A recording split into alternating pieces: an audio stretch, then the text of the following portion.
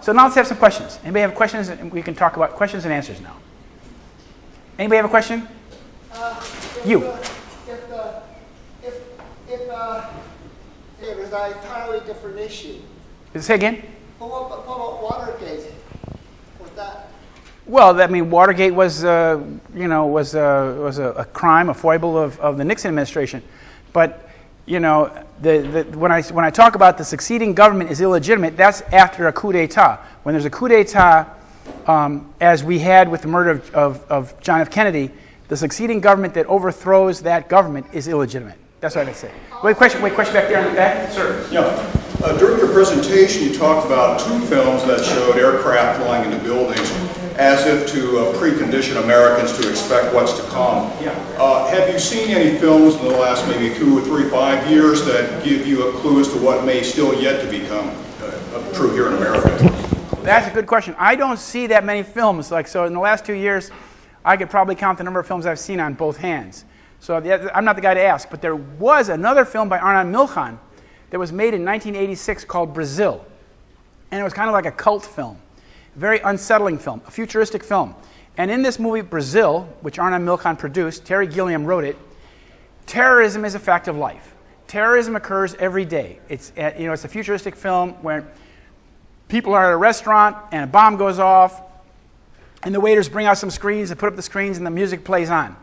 And in the background of this future, Robert De Niro plays the key role. In this film, the nation is constantly fighting a war of terrorism, against terrorism, in some far, far off place. Now, that movie came out in 1986. And that movie depicted exactly the reality we're living in today. And that's another product of this Israeli intelligence agent, Arnon Milchan. So it's like he was aware of this long-range plan back in the 1980s and made films that depicted that reality that has now come about. And Arnon Milchan is not just some small Israeli agent. He was the main agent who was involved in bringing nuclear triggers from this country to Israel. And when the Department of Justice discovered that he had smuggled 850 of these nuclear triggers, the United States demanded that Israel give these triggers back. Israel gave back half of them. Question back there.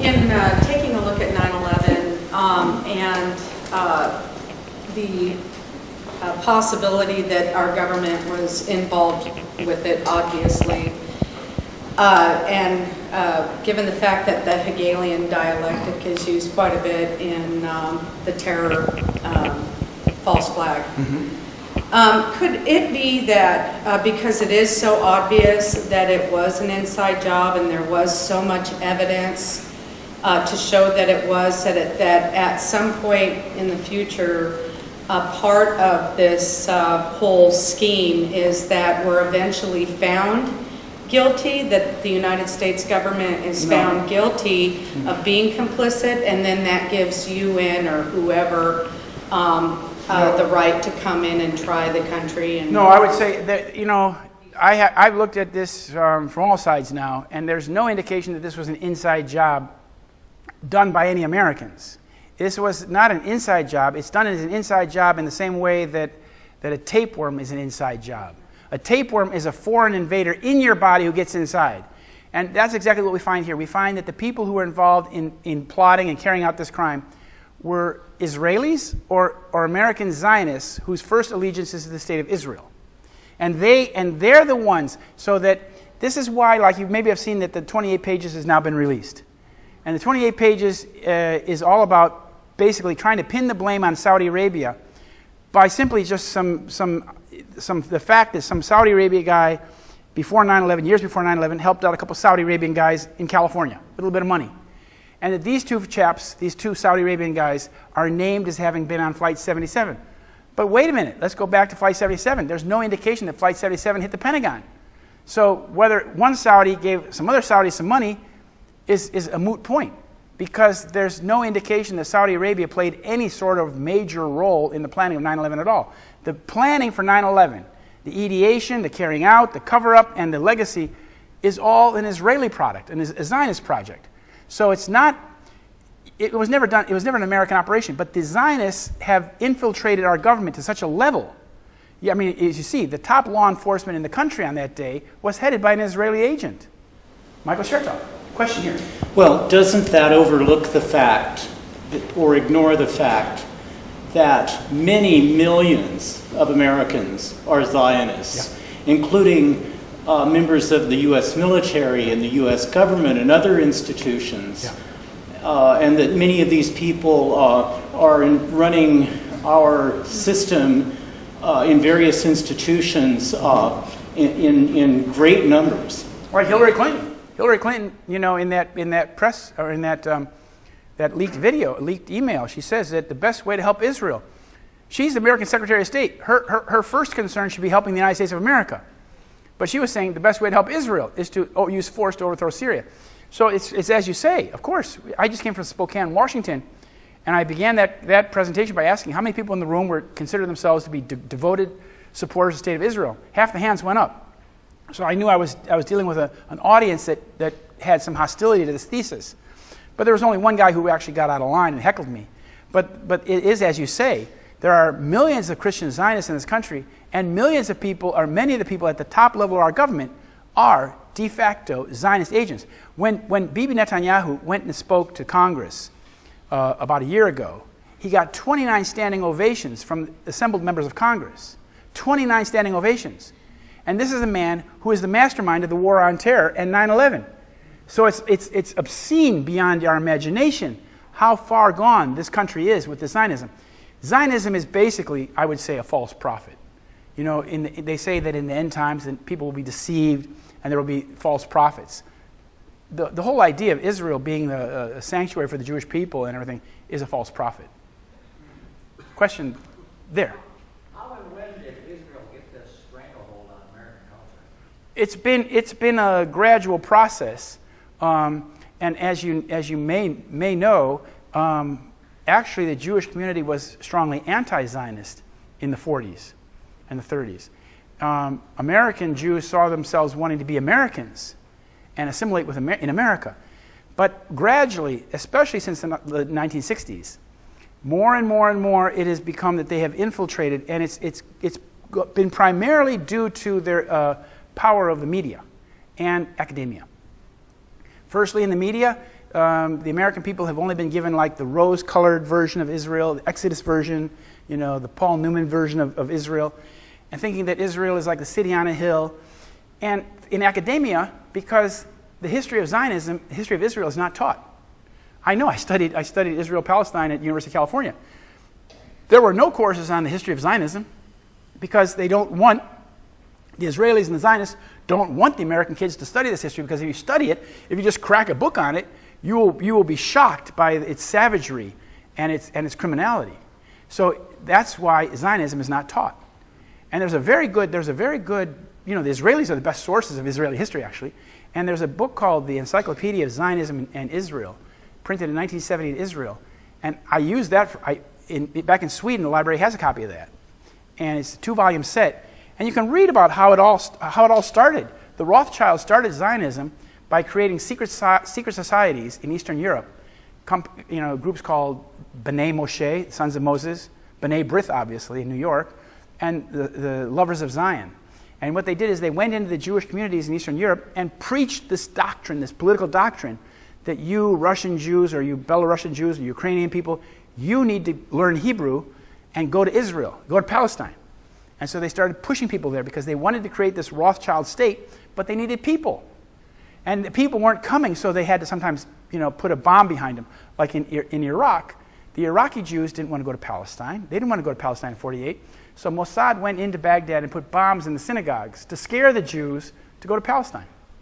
And it's been like that all along. But I mean, they've gradually, through the control of academia, the political establishment, and the media, they have given us this reality, you know. It's kind of like Wag the Dog. It's all fantasy. You know, every year you get a Holocaust film, and you maybe get some pro-Israel films, and the TV is very pro-Israel, and the media will never, ever tell you anything sort of like discouraging or truthful about Israel. You know, the Palestinians are always the terrorists, and the Israelis are always the good guys. Question?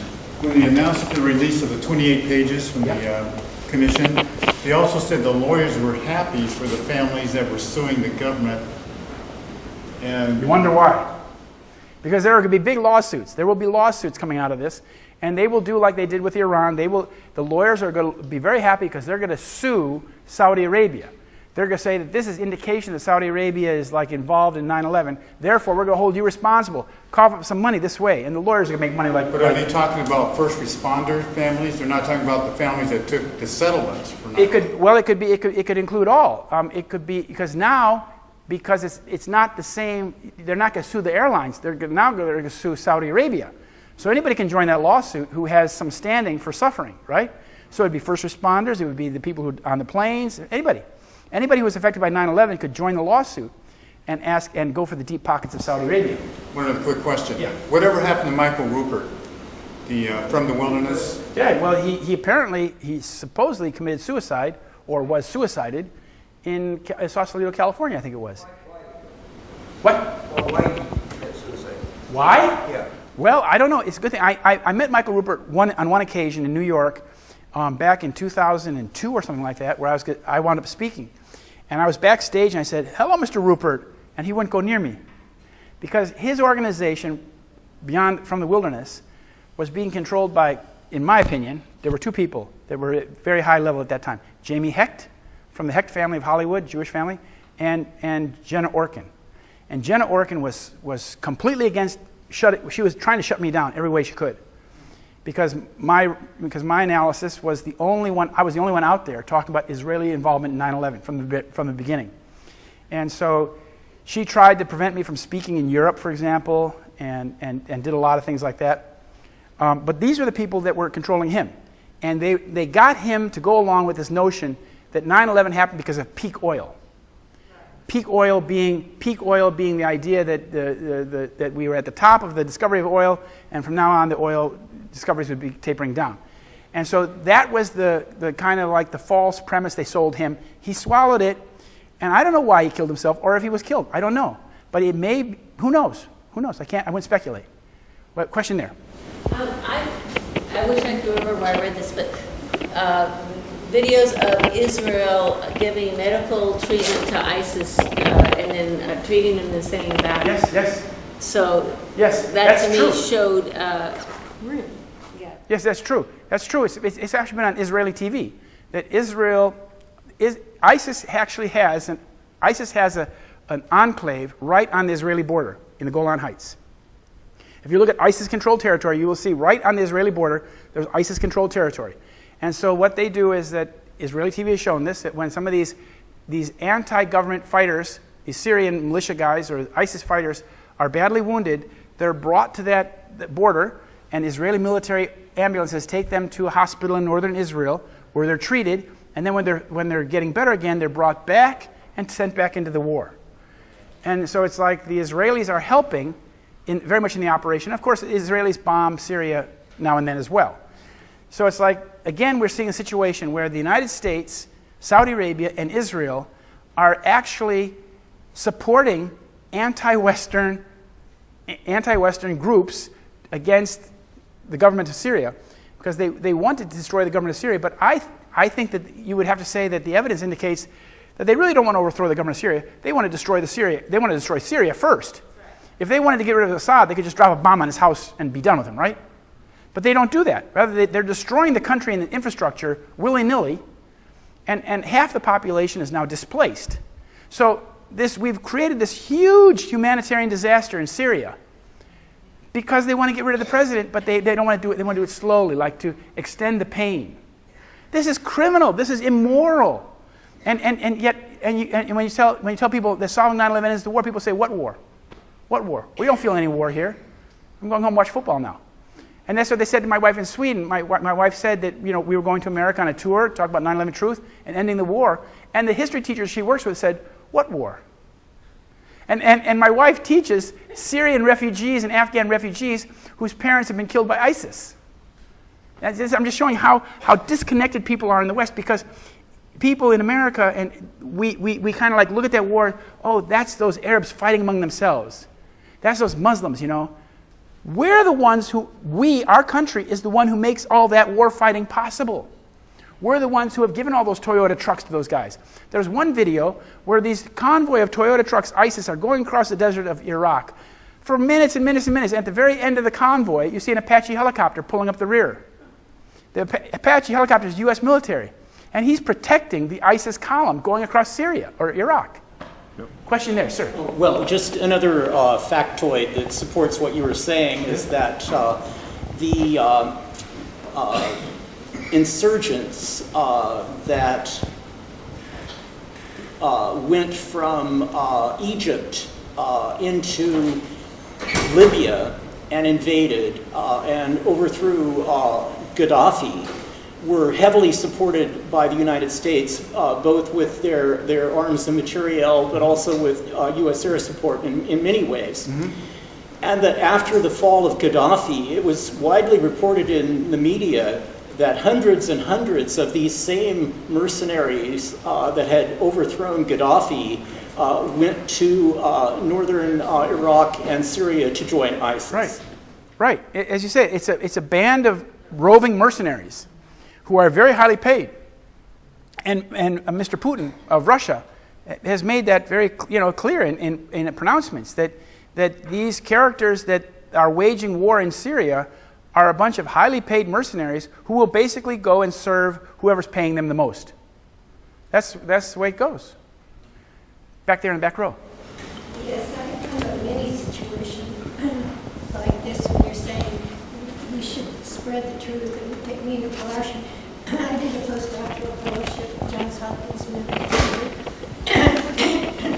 Excuse me, Johns Hopkins employs more people in the state of Maryland. Right. With many institutions, 13 full hospitals and so forth.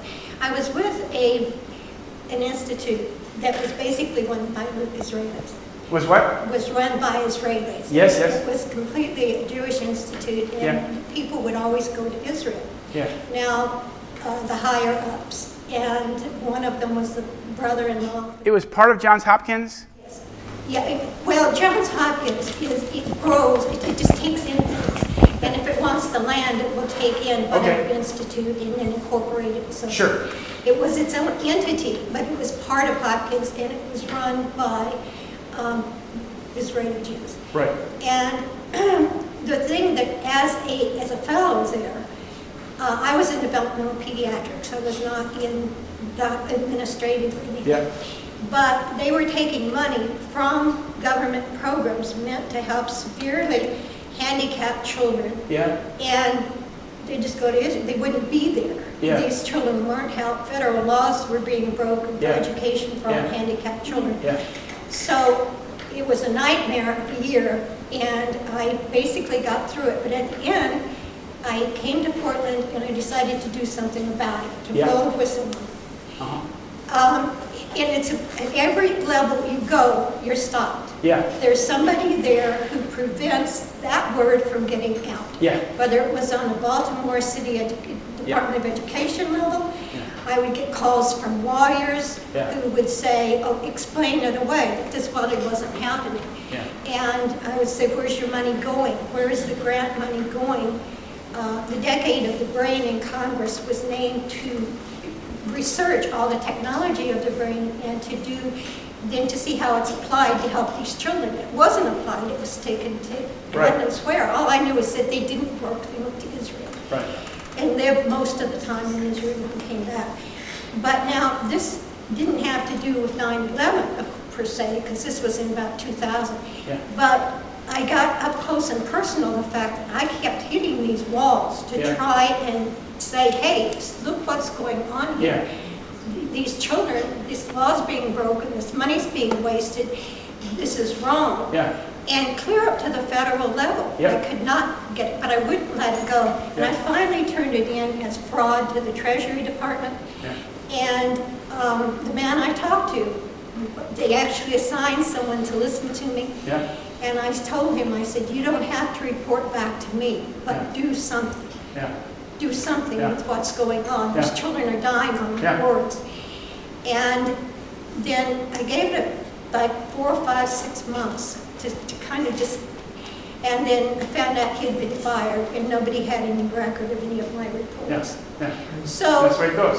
And on many level, you can't, it seems like these things to the truth are blocked. That there are people in positions Or am I just paranoid? So when this happened at 9/11, I knew exactly who did it. I mean, it doesn't make sense for Arabs to have turned a tide. Exactly. And you find the exact same thing with the 9/11 story, that at every point that it can be blocked, it's being blocked by an Israeli or a Zionist. What do you, I mean, getting back to take meaningful action, I admire you. How do you have the courage to stand here and speak this truth? Well, you know, if I happen to have a kind of a unique set of skills that I honed, because I had lived in Israel as a young kid, like 18, 19, 20. I lived in between Norway and Israel. I was a lifeguard in Israel in the summertime, and I spent time on this Israeli kibbutz, a Zionist kibbutz. And I learned very quickly that when I came back to the United States when I was 21 years old, I saw that in this country the media distorted completely the reality of Israel and Zionism. And I said, this is a recipe for disaster. And I've watched these disasters happen time and time and time again.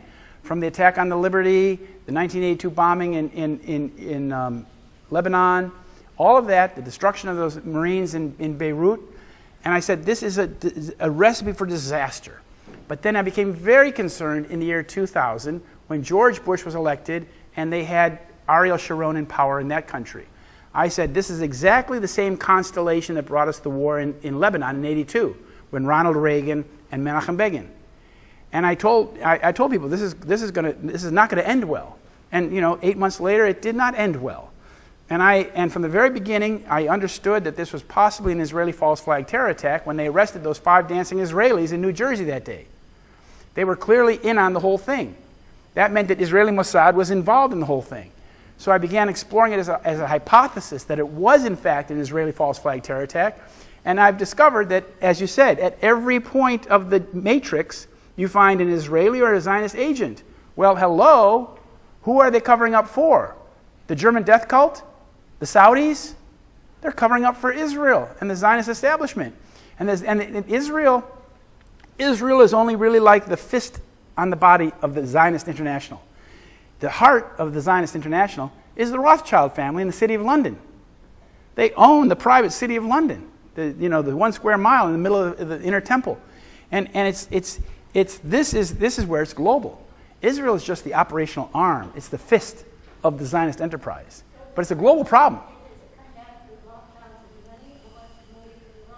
Well, yeah, the Rothschilds very much. I tried to point out that the Rothschilds, they profit from this because we have to borrow money. The U.S. government borrows money for the war. That enslaves the American government more and more to the Rothschild banks because they're the ones who lend the bank and collect the interest. So the greater we become indebted, the greater control they have over us as a nation. And then they profit from the war making. Like, as I pointed out, the Rothschilds own the largest oil company in Kurdistan in the north of Iraq, where all the American troops are defending. So when they finally partition Iraq into Kurdistan, Sunnistan, Shiistan, the Rothschilds control the oil of Kurdistan, you see? And the Rothschilds and Murdoch control the oil of the Golan Heights. So when they partition Syria and the Golan Heights goes to Israel, whatever, they own the oil. So they always profit from the destruction. In Yugoslavia, the Rothschilds got Montenegro, the state of Montenegro. They always get the best pieces, they get the strategic minerals, and they collect the money. What a racket. So what are they doing? Oh, sorry. Oh yeah, question. What are they doing in this whole thing? People think we elect our presidents. I know we don't. Yeah. So how is Israel, what are they doing here with this particular election, which is so odd because we know Hillary's a Zionist, is Trump and Bernie. I mean, he's a socialist, but I know they've got to be working together, but most people think Trump versus Hillary. And I'm not buying any of it, but I know that it's tying in to our current, something is brewing here, and I don't even think we're going to have the election. But Right. Well, I mean, I don't really like to wade into politics in these issues, but what I will point out is that none of the candidates are 9/11 truth. None of the candidates call for 9/11 truth. None of the candidates call for an investigation, although Trump has made sounds like he would support an investigation, okay? But he's playing the role of the wild-eyed populist, right, in this election. And our elections are very much, kind of like written in Hollywood, right? But Trump is very closely tied to the state of Israel, very closely. If you recall, the Trump Towers down in South Florida on Sunny Isles Beach, they basically created a little town in North Miami Beach called Sunny Isles Beach, and the Israelis built 3 gigantic towers on the beach, the tallest condominium towers on any shoreline in America, and they pay Trump to use his name. They call them Trump Plaza, Trump Casino, Trump. But the Israelis own them, the Deezer family, Gil Deezer. And he's tied to Israeli military intelligence and Israeli military. So Trump is like playing a game, a bit of a game. And we don't know what will come of this election. You know, like you said, anything's possible. And the amount of terrorism and the amount of chaos that's brewing up, like in right now, it's scary.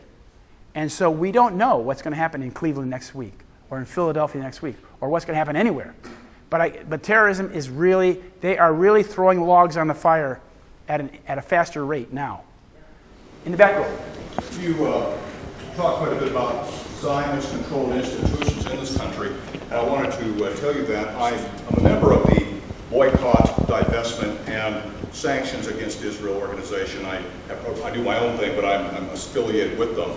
About a month ago, I went to a protest in Salem, Oregon on the Capitol steps. A Franklin Graham, what's the last? Graham.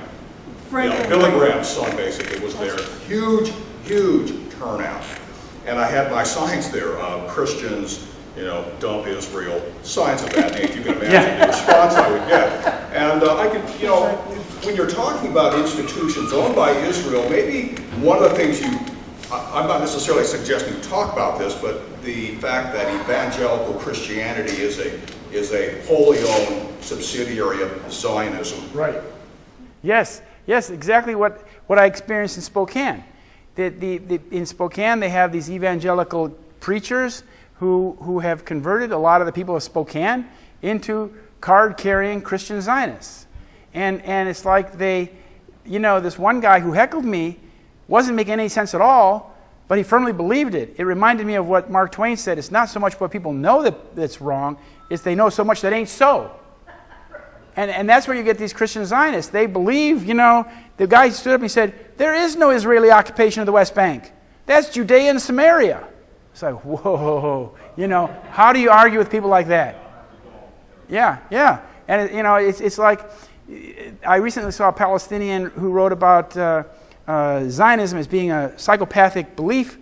And he compared it to, like, what if the Arabs were to say, Spain is ours. We were there 1,000 years ago. We built Cordoba and Seville and Granada, and we're going back there. And you Catholic Spaniards can go jump in the lake.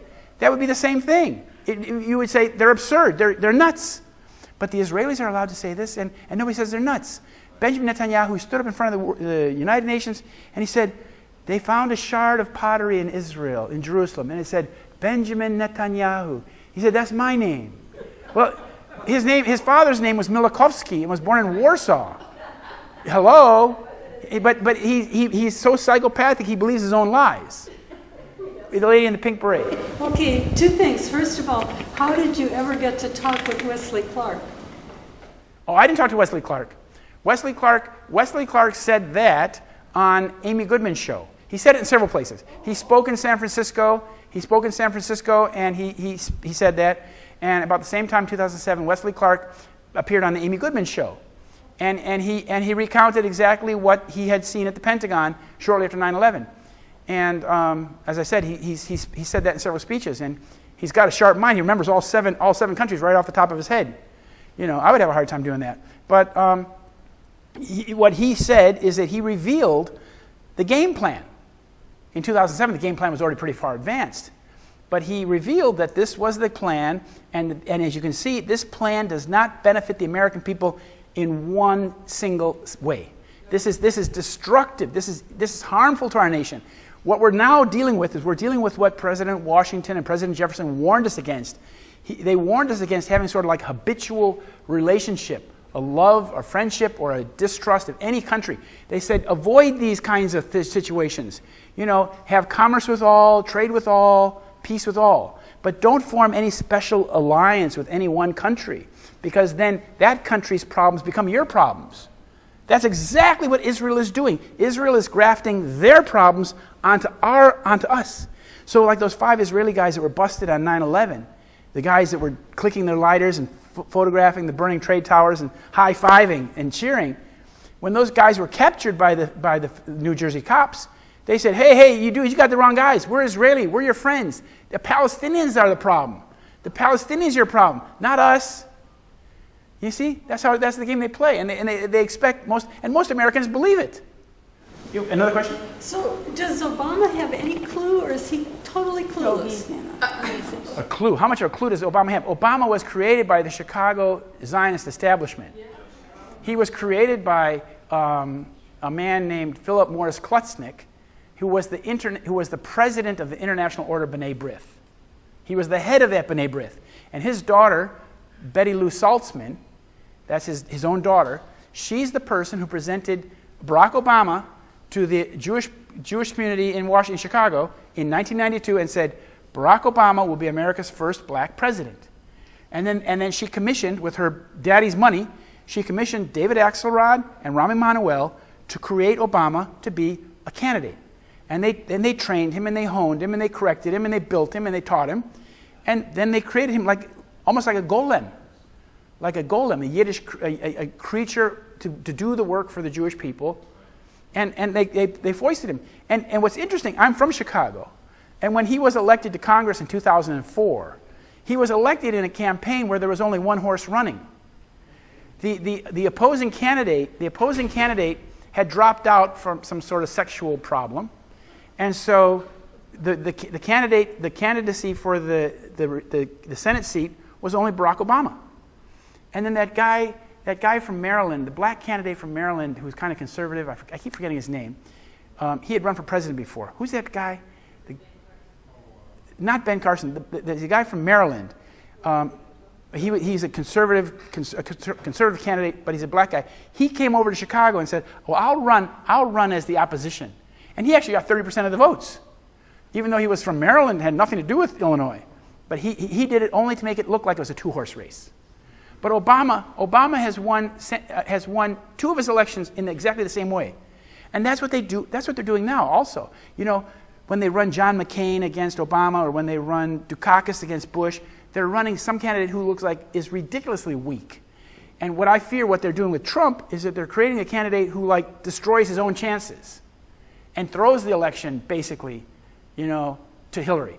But what one thing Trump is doing is clear is Trump is taking all of the attention of the race, and Hillary's just in the shadows.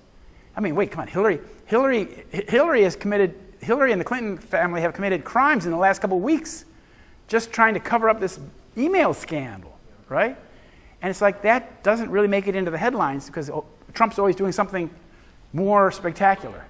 So it's like Trump is making all the noise, and Hillary's just in the shadow, just cruising along like a cruise missile. And the head of the FBI that should put her in jail is part of the Clinton Foundation. Yeah, there you go.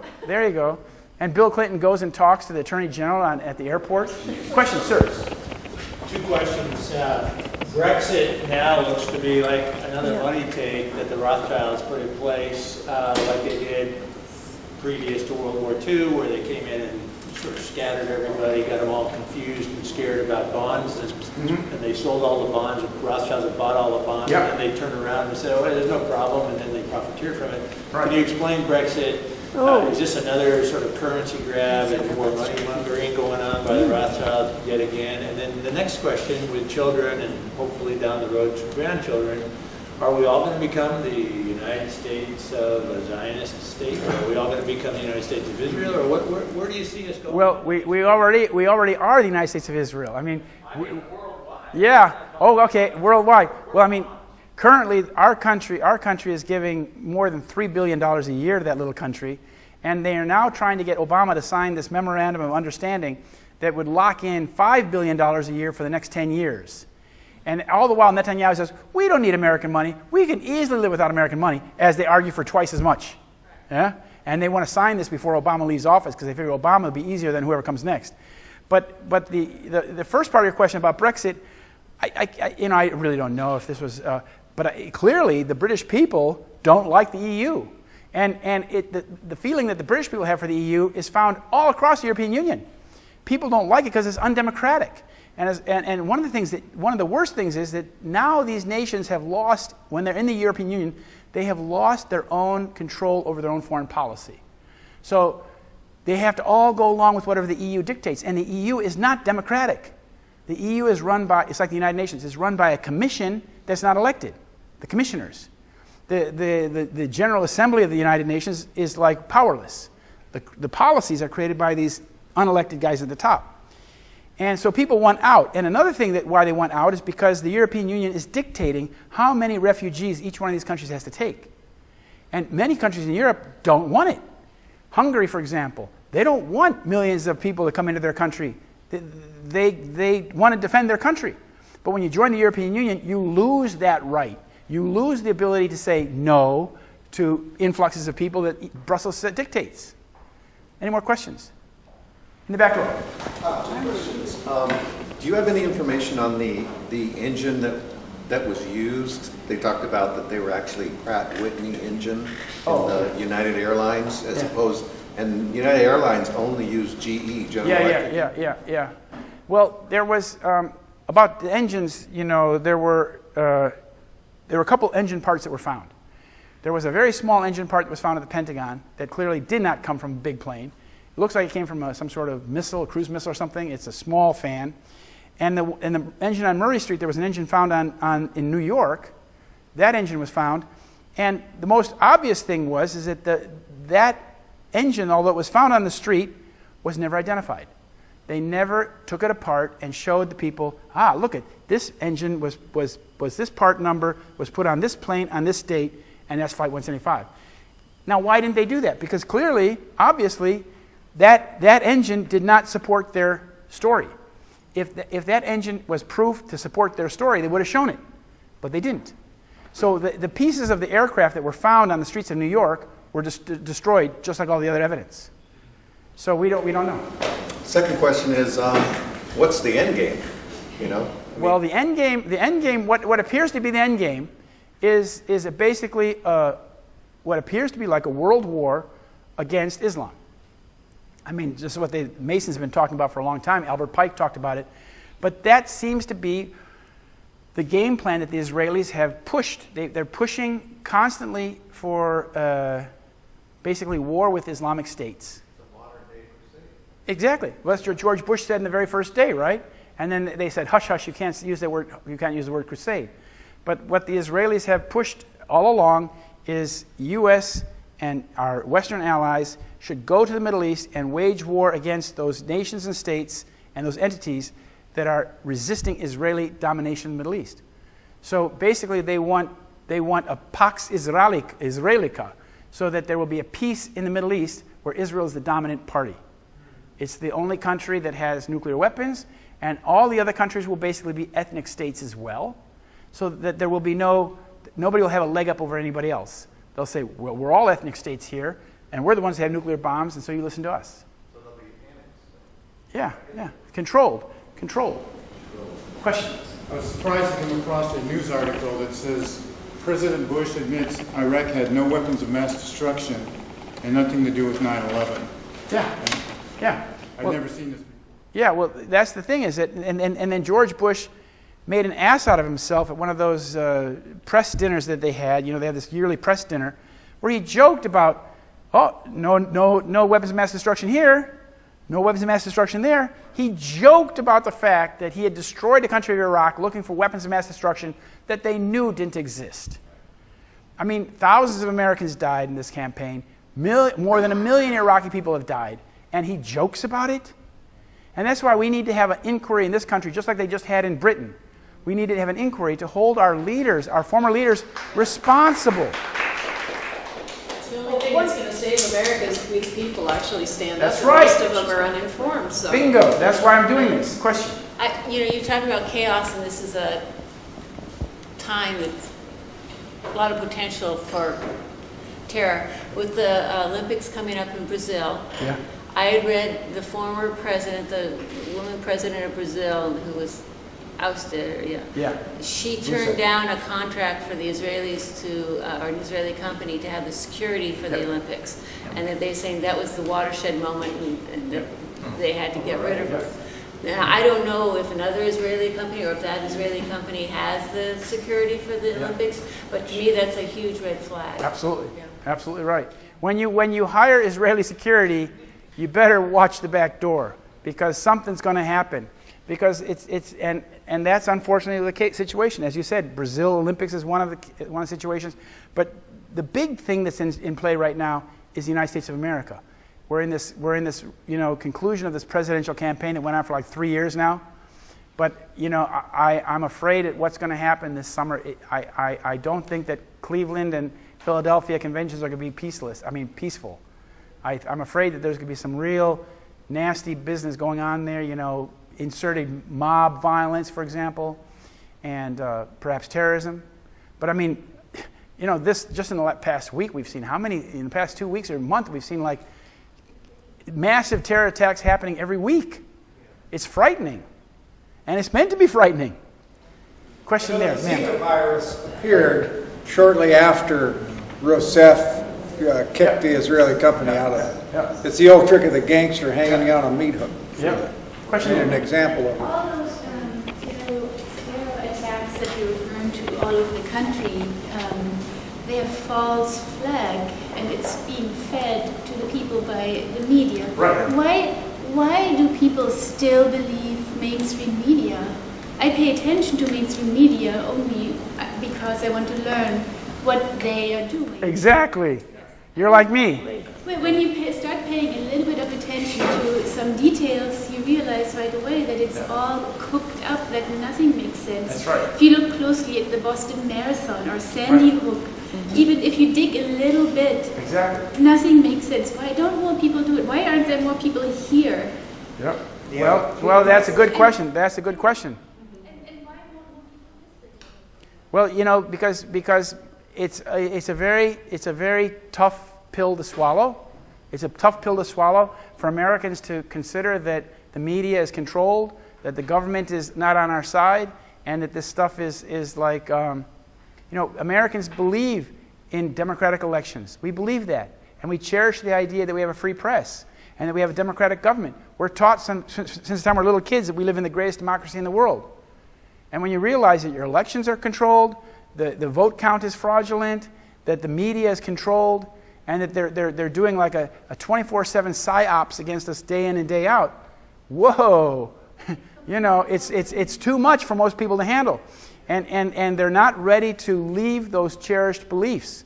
So they would rather say, "Oh, he's just a conspiracy theorist. Everything's fine, don't worry." As the country goes quickly down the hill into hell, and it's like we have to arrest this demise of our country, because if we don't stop the war on terror, it will destroy our country. It's doing it, just look at what's happened in the last 15 years and think what the next 15 years will bring if we don't end it. And President Bush and Dick Cheney promised that this would be a war that would last decades. It's like the old European wars that went on for 70 years, 80 years. The war in Iraq is already 25 years old. We've been fighting in Iraq since 1991, January. And it hasn't ended yet. Wait. Let's see. Anybody not asked the question yet? Is the question? Okay, you again. I just have a quick question. Can you distinguish, or is there, when one hears about this, a distinction is made sometimes between Jewish people and Jewish Zionists, and the comment that many Jewish people were killed in the fall of the towers and only 4 Israelis. Where do Jewish Americans who are not guilty of this, can you speak to that? Oh, yeah. Absolutely. Of course, when we're talking about the culprits of 9/11, the people I named, they may identify as being Jewish, and they are mostly identified as being Israeli, but they do not represent all Israelis, and they certainly don't represent all Jews. And Jews in America are basically, to my understanding, doubly deceived. They're deceived first on the notion that they should support the state of Israel, and secondly, they're deceived, as we are, about what happened on 9/11. And so for them, it's a harder thing to do. because they first have to wrap their head around the idea that the state of Israel isn't the holy moly thing that they've been raised to think it is. They've been raised to think that that is a city on a hill, that is the last resort for the Jewish people, and that Israel is a good thing for the Jewish people.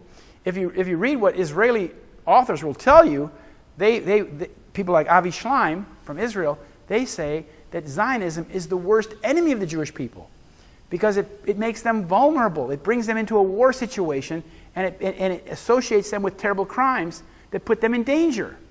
So obviously you can see that 9/11, these Israelis are very reckless. They're putting the American Jewish community into harm's way. Many Jews died on 9/11, as you said, but they were not the ones that got the message. They didn't get the memo in Hebrew, stay away from the World Trade Center, because at 8:47 all hell's going to break loose. The Israelis got the memo. The American Jews didn't. Why do they keep re-electing these people to positions of power in Israel then? Well, those are the Israelis that do that. The American Jews, of course, have nothing to say about that. And the Israeli population has changed a great deal in the last 20 years. It's becoming very, very Russian and very radical and more right-wing. So they're almost like they look at the Bibi as, they call him King Bibi in Israel. They look at him as the big, strong guy who stands up to the West. And Netanyahu says that when he's finished with America, you can blow it away like dust. He said that. You see? So it's like these people that are serving Israel today at the highest level, they're lunatics. The current foreign minister, defense minister of Israel, his name is Avigdor Lieberman. He's born in Moldavia, in the former Soviet Union. He said that the next time that Egypt steps out of line, Israel should bomb the Aswan Dam. If Israel were to bomb the Aswan Dam, tens of millions of people downstream would be killed instantly. They would be swept away. So he's talking about like a biblical catastrophe befalling Egypt at Israel's hands. And nobody in the West criticizes him, said this man's a lunatic. Nobody holds him accountable for the things he said. And so that we have allowed the Americans in the world, by giving Israel a free pass out of jail time after time after time, we have allowed Israel to become a monster state. And that's what it is. And now the monster is so big, it's got nuclear weapons, it's got submarines capable of launching nuclear weapons. It's holding the whole world like in its grip. It's like a gangster state that's now got nuclear bombs.